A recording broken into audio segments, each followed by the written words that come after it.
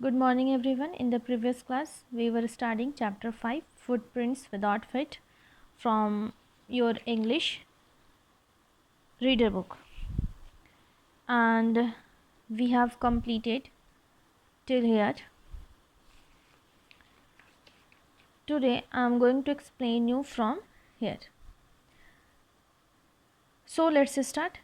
Satisfied that her guest was an eccentric scientist, and in view of the fact that he had paid her in advance, Mrs. Hall was prepared to excuse his strange habits and irritable temper. तो अब क्या होते हैं, इससे पहले हम लोग पढ़ चुके हैं प्रीवियस क्लास में कि ग्रिफिन जो एक साइंटिस्ट होता है वो क्या करता है कि किसी शॉप में जा कर के वो शॉप में नहीं, थिएट्रिकल कंपनी में जाता है, वहाँ जा कर के वो फॉल्स नोज़ एंड बैंडेज जिससे कि वो देख सके, यानी उसका फेस वगैरह वो कवर कर लेता है।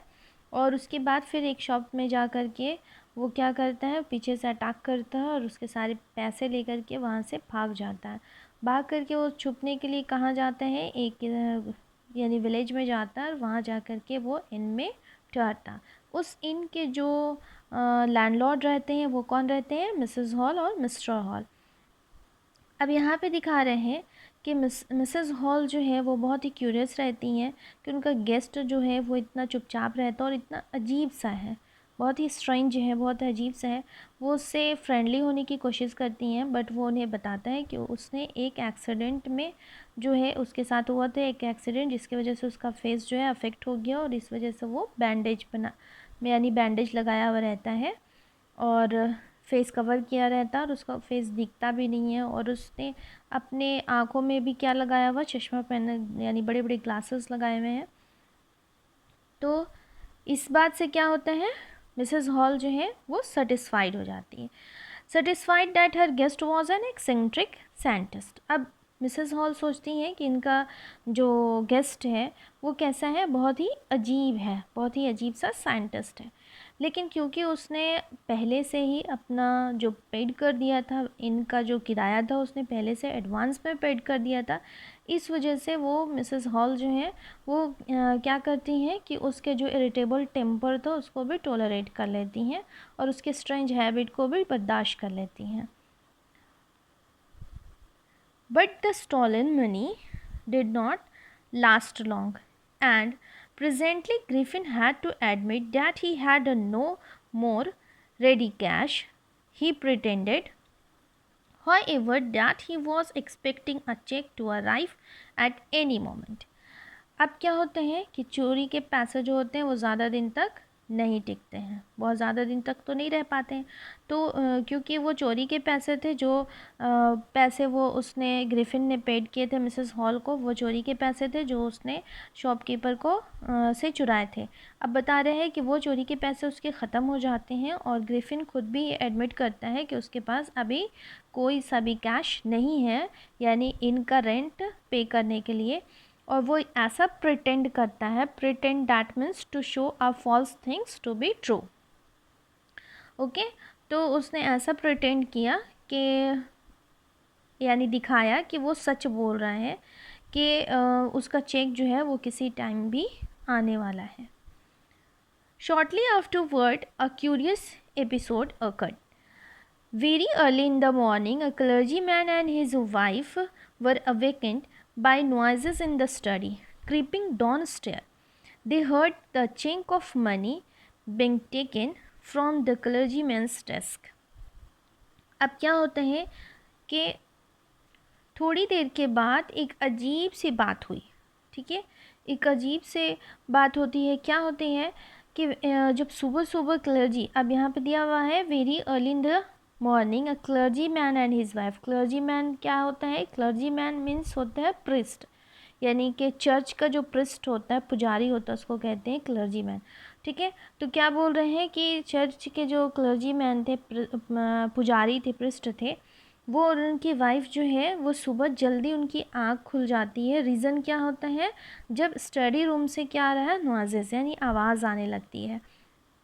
तो जब कुछ आवाज़ सुनते हैं तो वो क्या करते हैं, क्रिपिंग डाउन स्टेयर, वो कहाँ जाते हैं, डाउन स्टेयर यानी सीढ़ी से वो नीचे जाते हैं स्टडी रूम की तरफ। दे हर्ड, तो वो क्या सुनते हैं, चिंक ऑफ मनी, यानी कि जो आवाज़ होती है, छोटा यानी पैसे होते हैं, कोई पैसा निकालता है तो आवाज़ होती है, सिक्के जब निकलते हैं तो बोलते हैं वो सिक्के की आवाज़ होती है।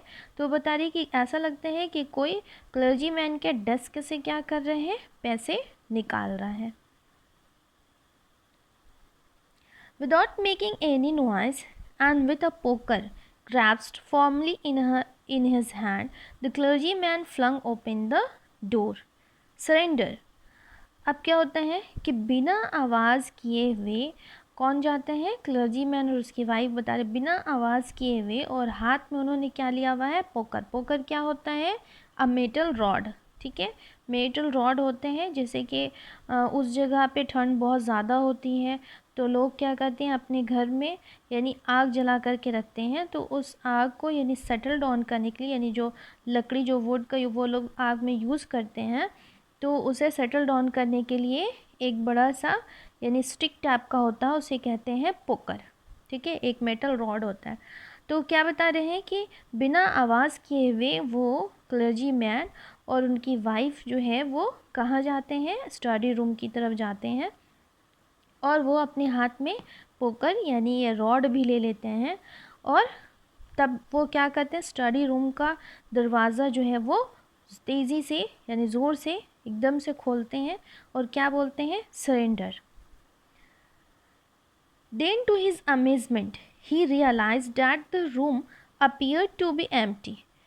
He and his wife and looked under the desk and behind the curtains and even up the chimney. There wasn't a sign of anybody, yet the desk had been opened and the housekeeping money was missing. तब क्या होता है, बहुत ही ज़्यादा amazement, यानी वो लोग यानी हैरत में रह जाते हैं कि जब उन्हें रियलाइज़ होता है कि वहाँ उस पूरा रूम जो है वो तो खाली पड़ा हुआ है, वहाँ पे कोई उस रूम में कोई है ही नहीं है। और वो उन्हें जब कब आते हैं वो स्टडी रूम में, जब उन्हें फील होता है कि कोई जो है उनके ड्रॉवर से पैसे निकाल रहा है, और जब वो रूम में आते हैं तो देखते हैं कि वहाँ पे कोई भी नहीं होता है। वो और यानी क्लर्जी मैन और उसकी वाइफ जो है वो सब जगह देखते हैं, रूम में, डेस्क में, यानी कि कहाँ देखते हैं, डेस्क के अंदर देखते हैं और कर्टेन के पीछे देखते हैं, यानी कहीं भी छुपा हो, इवन चिमनी तक में वो लोग देखते हैं कि कहीं पे होगा, बट कोई भी वहाँ पे नहीं होता है। बट क्या होता है कि डेस्क जो था वो ओपन था और वहाँ से पैसे यानी हाउस कीपिंग के पैसे जो थे वो मिसिंग थे। हाउस कीपिंग के पैसे क्या होते हैं, यानी घर खर्च के लिए जो पैसे रखे जाते हैं वो पैसे जो थे वहाँ से मिसिंग थे।